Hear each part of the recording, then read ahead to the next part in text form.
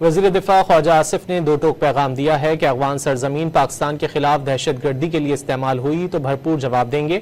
वाज़ेह किया है कि तालिबान भारत की प्रॉक्सी बने हुए हैं और भारत पाकिस्तान के खिलाफ अफगान सरजमीन इस्तेमाल कर रहा है। अल अरबिया न्यूज़ को इंटरव्यू में वज़ीर दिफा ने खबरदार किया कि अफगानिस्तान दुनिया भर के दहशत गर्दों की आमाजगा बना हुआ है, जो सिर्फ खित्ते के लिए ही नहीं बल्कि पूरी दुनिया के लिए खतरा है। All franchises of terrorism are available on Afghan territory. It has become a country which is thriving on terrorism. ISIS, Daesh, and all sorts of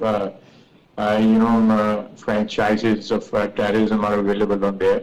It's a threat not only to the neighbors; it is a threat to the world peace also.